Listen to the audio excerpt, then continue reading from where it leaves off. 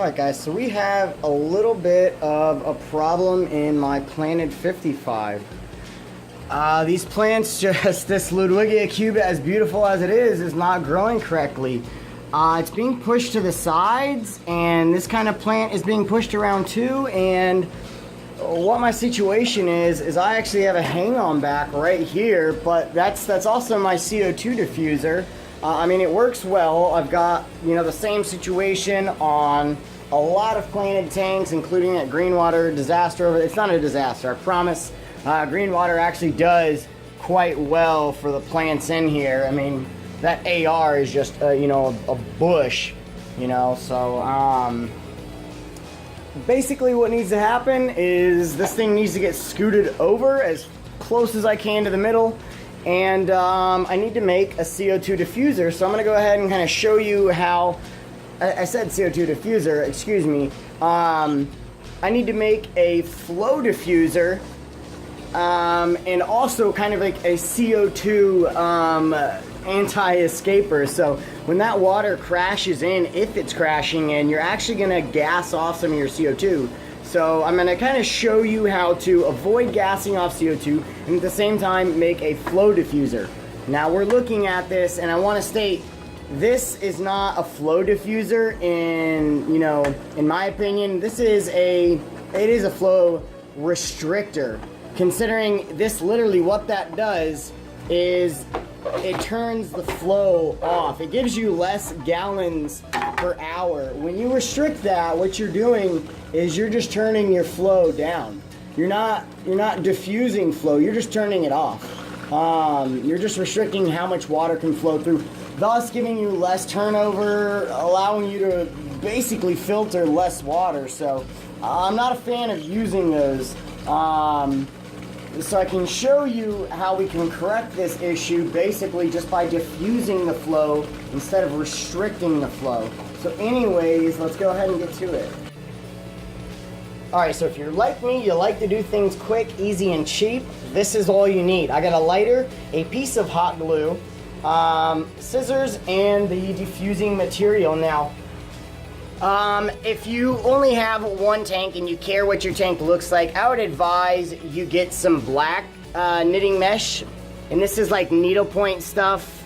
You can go thinner like this stuff here, you can go thicker like this stuff here. I would say the thinner stuff is probably going to be your best bet. It's probably going to work the best. On this occasion, what I'm going to use is this right here. The reason I'm not using this black is because I don't need it. I don't care really what my tanks look like. If you kind of care, how it looks and you want it to stand out or not stand out, especially if you already have like a black background, this is really gonna, be what you're gonna want to use, this black type. Doesn't really matter to me. So what I'm gonna go ahead and go with is this stuff right here. Go ahead and peel this off. Get that out of here. And I'm going to set the camera down and I'm going to show you how I get this done. Alright, so step number one, clean this off. This is going to be different for each filter. I've got to say that this is for the Tetra. I'll give you an example for a Marineland and an Aqueon. I happen to have those as well, and maybe a few other brands that I can kind of come up with real quick. Alright guys, so I've got our three main types of, I guess, hang-on backs. Now we are lacking the Aqua Clear here, so you'll have to forgive me. I am cheap and I don't own an Aqua Clear. I know it's a tragedy. I don't own an Aqua Clear. It's probably the nicest, it is the nicest hang-on back filter that there is. My favorite hang-on back is that Tetra there because it's cheap, it's quiet, and it works. Second favorite is the Marineland right there because it's fairly inexpensive, it's quiet, and it works. And then my definitely least favorite hang-on back filter is that Marineland there. It's cheap, it's effective, and it's loud as heck, and I hate it. And the bio wheels just get gummed up and quit working, and they're a waste of time and a waste of effort, and they clog your flow, they restrict your flow, and I'm about maximum flow that you can possibly have. And then again, this is about, diffusing your flow, not restricting your flow. And again, these don't allow you to, adjust your flow perfectly fine. That's why we're going to make a diffuser, not a restrictor. This one here, your Tetra, has a flow restrictor on it, which does diffuse your flow as well. But again, we're not trying to restrict our flow, we're trying to diffuse the flow. So what I'm going to go ahead and do is I'm going to make the diffuser for the Tetra, and I'll show you how it can basically be adapted for your marine land quite easily. Your Aqueon is a little bit different because it doesn't have two little out ports for the flow, it has one larger one. So it's basically the same thing, you're just going to make one larger one. So anyways, I'll go ahead and I'll kind of show you how I make that. Alright guys, so the first thing that we're going to want to do is basically get a rough idea of how big your export is. Like, by that I mean where the water's coming out. You can measure it, or you can kind of hold your fingers up to it. Now, on this Tetra, I know where the water flows out. That little port is just inside of each one of these lips.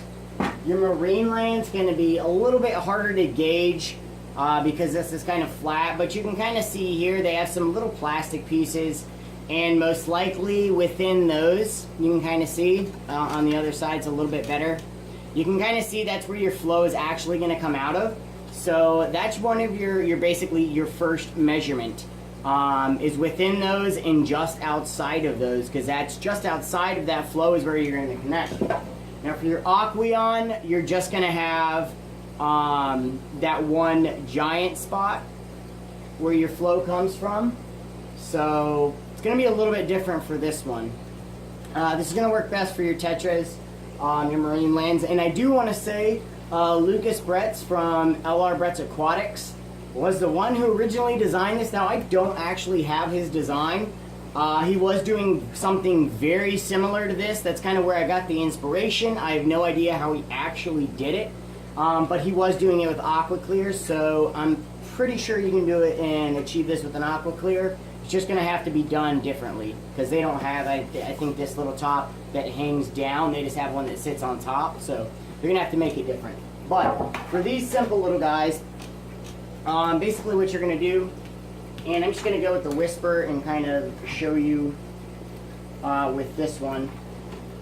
Basically, I know about how thick or wide I want this to get cut, so about right here.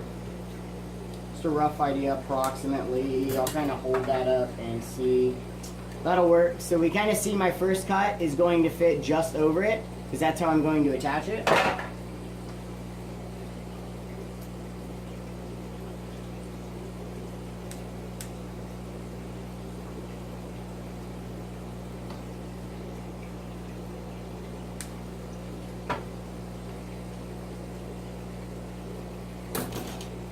I'm trying to figure out how long, if I can maybe cut this in half.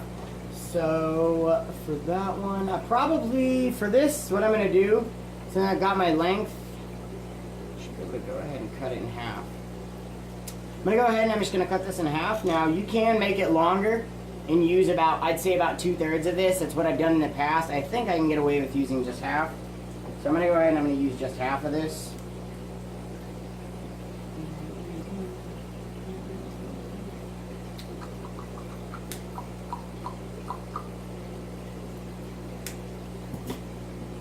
Alright, so now where we're going to go from here is basically, that's our basic idea. So what I normally do is about 4 little squares with the larger mesh. 4.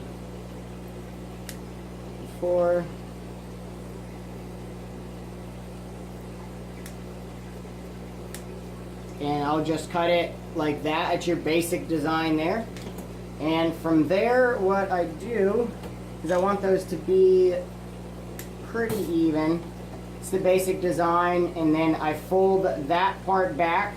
So where my cuts are, I don't fold it. I don't make my fold at the bottom of my cuts. I come up a little bit, so about, a third or a quarter of the way up, and then basically we'll bend those forward just a little bit. And basically what we do is we glue it like that.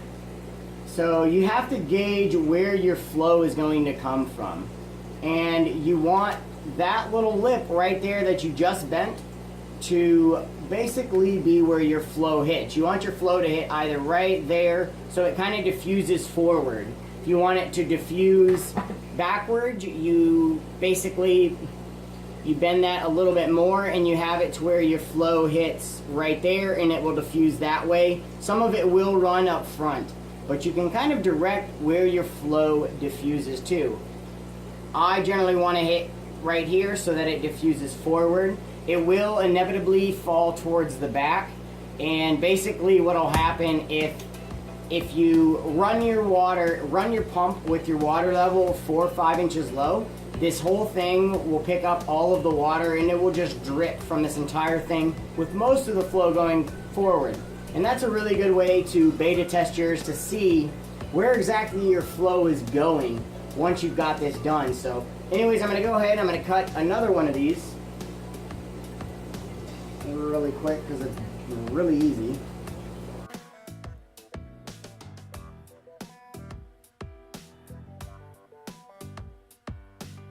Alright, so I have my second one. Now what I'm going to go ahead and do is I'm going to go ahead and attach it. Now this part you also want to gauge because you don't want to be too close to where your water comes from. You don't want to be too far. So basically, kind of the further the better, because the water will, this is buoyant and it will float up. So you will kind of have to bend it again once you get it in there. I think the most important thing about this is the material you're using, because this is very versatile. The material and the attachment, you're most likely going to have to adapt this to your situation and to your filter, but it does work. And now for the way I use hot glue. This is just a regular hot glue stick and a lighter. You can use a hot glue gun. I find that this works a lot quicker, so I use this instead.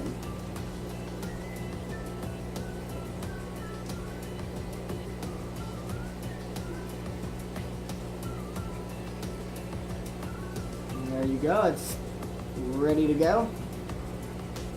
And then I just attach, place a little bit on each side, like that. And then I come and I place this on. Watch out, hot glue is pretty hot, so be careful. If you get your finger wet before you touch the hot glue, basically you'll instantly set it. So dip your thumb in your tank, or lick your thumb real quick and then press it, and you'll kind of you'll instantly set the glue, or you'll set it much quicker so it won't burn you. Do not touch that glue while it's wet. While it's still liquid. If your fingers aren't wet, because you will burn yourself. It will stick to you and it will burn you. So yeah, if your fingers are wet, it won't stick to you and it won't burn you. But if they're dry, it's gonna just stick to you, and then it's not gonna let go until you get it wet or it cools down. So yeah, definitely be careful with that. So that much is basically ready to go. I'm gonna go back over that so it's stuck on. I'm gonna go over the top just to kind of make sure, like give it one more rub with the hot glue, just to ensure that it's got enough glue to stay on there. You can use silicone. I just don't feel like waiting 24 to 48 hours for glue. It's just entirely too long for me.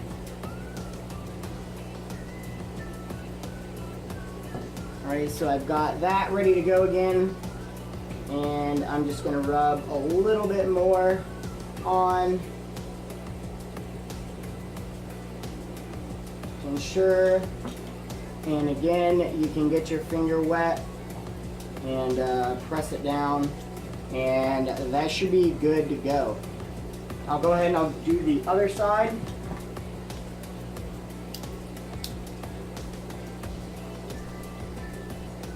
You could use super glue for this. I just feel like the hot glue ends up working the best. You don't have to glue your fingers together. It dries the quickest. I just feel like this is one of the best glues that you could use for this application.